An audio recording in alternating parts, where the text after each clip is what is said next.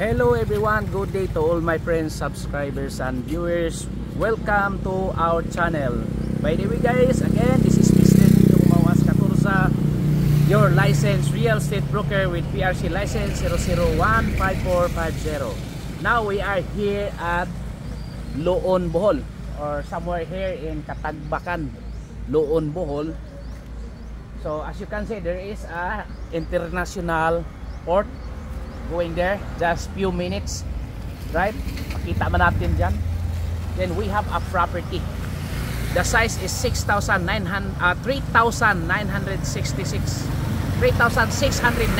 square meters. It's a clean title. Actually guys, this is like re-vlogging, no?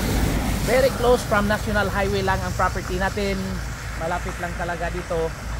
And water, electricity, signal are available here in Loon, Bohol. So Loon guys, or this port is facing somewhere in Argao and Sibunga, southern area of Cebu. So kadalasan guys, yung iba dito dadaan, magdala ng sakyan or sasakay ng boat o ferry going to Cebu. So pabor ito pag papuntang southern part of Cebu province, which is ang iba magpunta sa Simala, yung Danon church, or yung Simala may mga miracles dyan, no? Doon magpunta ang mga tao guys. So ang property natin nandito lang, malapit lang dito. Okay, let's go, puntahan natin. So ito po guys yung maraming mga malaking sasakyan, no? Big trucks. Ano to, papunta na to sila kasi parang cargo shipping yung nandun guys. Tingnan natin, sandali lang, no? Sandali lang, tingnan natin yung ano.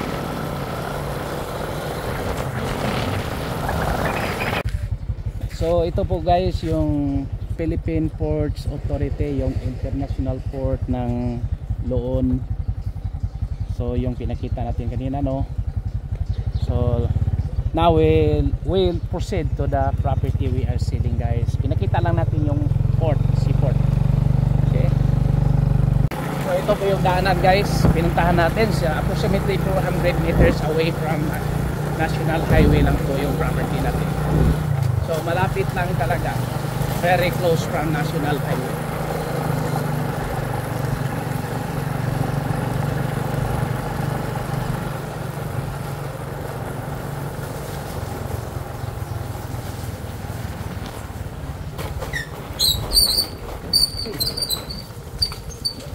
So there is a water. Ito po yun, linya ng tubig. So rough road na to, mga around 200 meters from rough road. So nandito na tayo sa property na binibenta natin guys. This is not, but we are at the second lot guys. Let's go.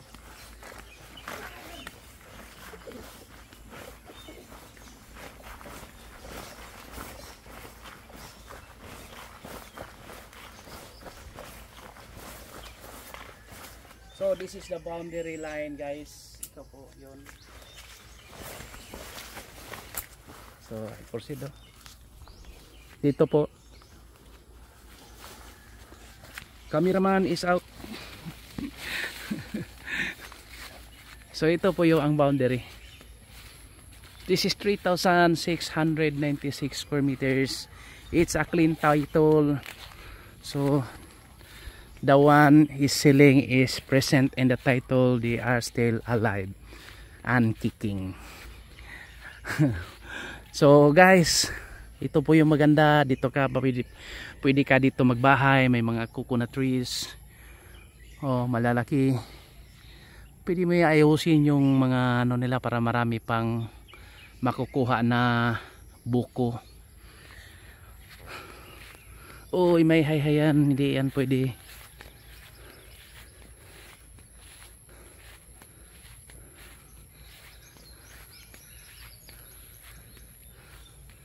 So hanggang doon guys yung property natin binibenta. So yan po, maganda po talaga ang location. malapit sa Seaport Highway, Tagbilaran City. More or less nasa 30 to 40 minutes drive. Malapit lang po. Dito na tayo papunta taas, no? Okay.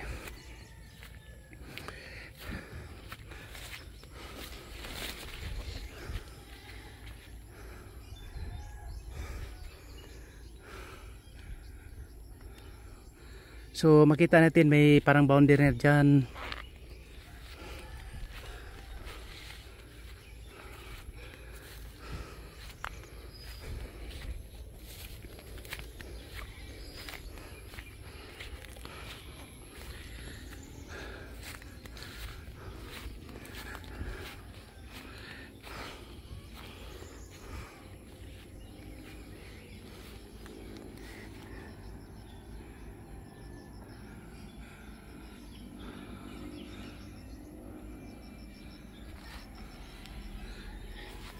Pwede mo ito gawin resort, guys. Mountain resort.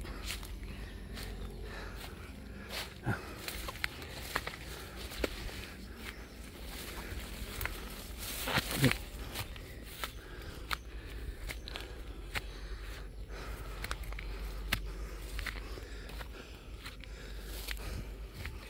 So ito po yung boundary line. So medyo makita na natin si Cebu. Hintayin lang.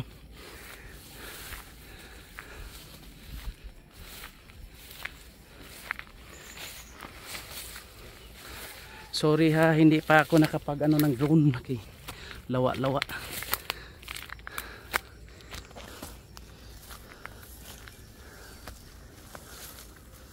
Pero siguro pag ano talaga, oh ito na oh. Muntik na natin makita si Cebu, guys.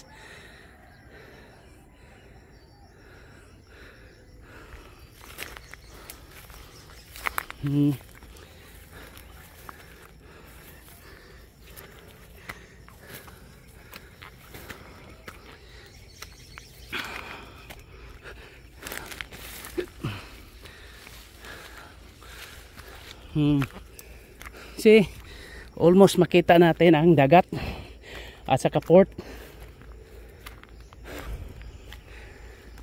See,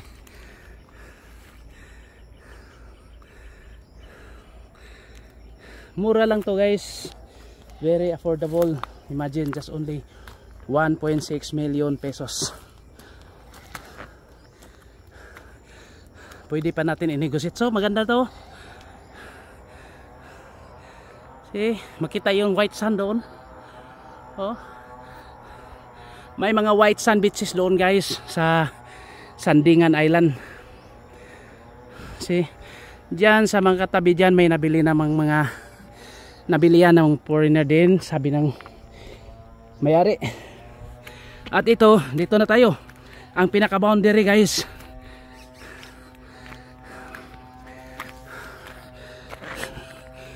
Ito po yung boundary.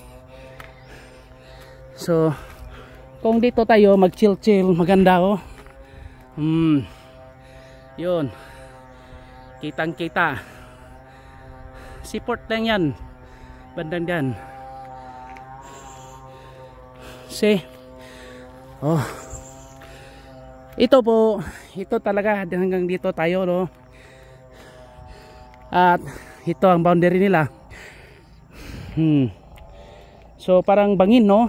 Pero matagal na yan pinastop na may-ari dito kasi parang ang DNR siguro may mga quarrying a little na lang, because this is the property of a big company, no, in Tagbilaran City. So parang nag-quarry sila, pero parang pinastop na ng DNR. Sa atin naman dito baka ba matakot tayo kasi may ano dyan na tayo sa nandito na tayo sa bangin, no? Here is still part of the property. Pero hindi basta-basta yung lupa guys, kasi ano, anapog yan, hindi basta-basta maano, bato, mabato. Parang siguro i-design mo na lang, gawan mo na lang paraan, mag-riprap na lang tayo dito guys. So ito po yun.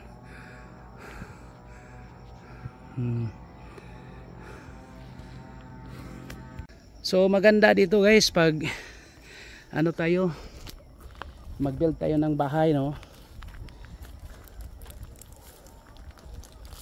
At mura talaga. Kasi kadalasan doon sa malapit, ranging already from 1,000 per square meter. Yung highway, mataas na ang presyuhan. Dito lang ako, mukha ng hirapan tayo sa kaliso dito.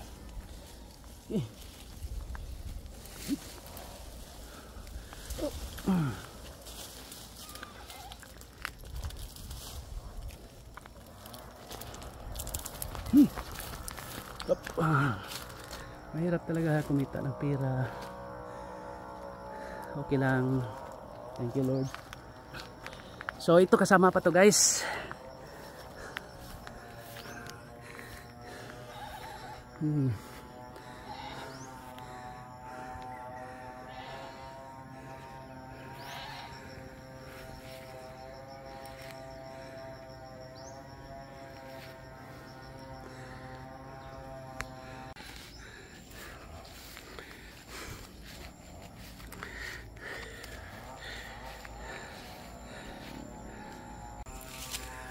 So doon tayo kanina galing, no?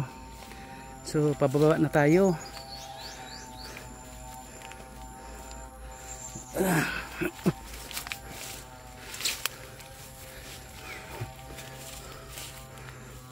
So yan po, boundary na po yan.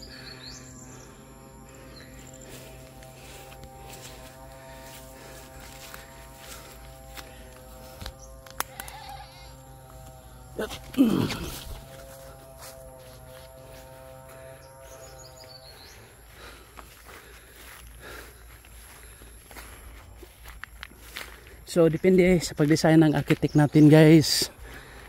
So maganda dyan, oh, magbahay ka dyan overlooking to the sea. So ito po yon ang boundary guys, nilagyan ng foreigner ng ano, bakod. So road na to guys, this is the road already. So doon go.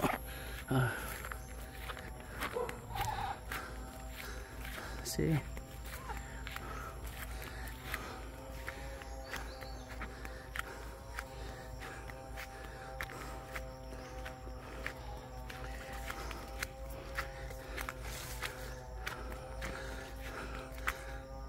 Actually according to the owner, may part pa dito.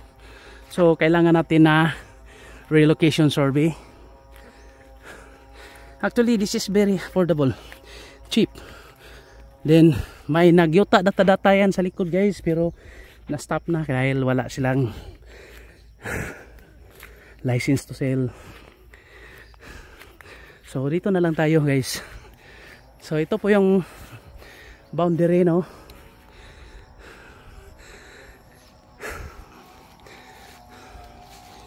So, tingnan natin dito.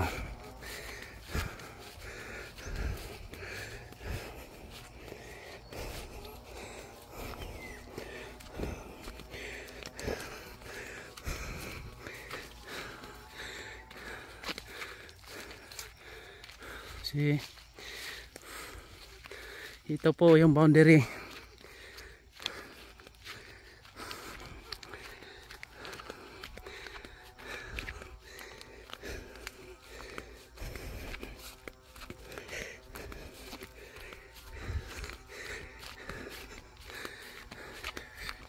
Ito po sa likuran na tayo guys ng property. Yan po.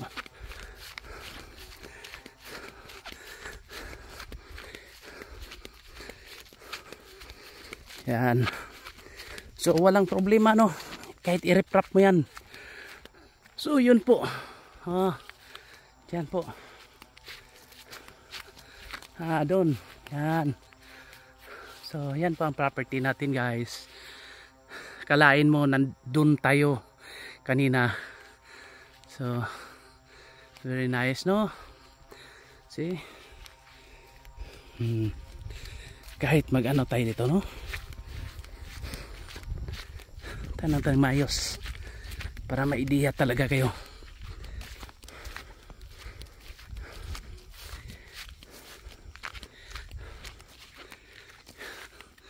So yes, that is the situation guys. Yan, pwede natin i-reprap lang, pero actually very strong talaga yung ano dyan, hindi na basta basta ma-landslide kasi mabato yan eh. Pwede lang kung gamitan ng heavy equipment tulad ng backhoe. Yun po. So maganda po yan. Okay, let's continue guys. Balik tayo dito sa sa boundary. So ito po yung boundary guys, at ito na po yung road nila.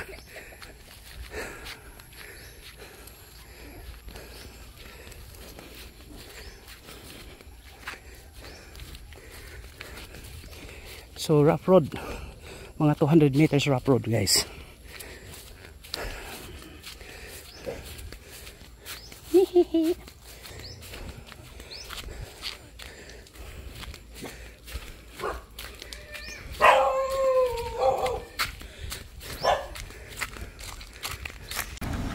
So guys, galing tayo sa property na binibenta natin, yung 3,696 square meters located here in Barangay Katagbakan, Loon Bol.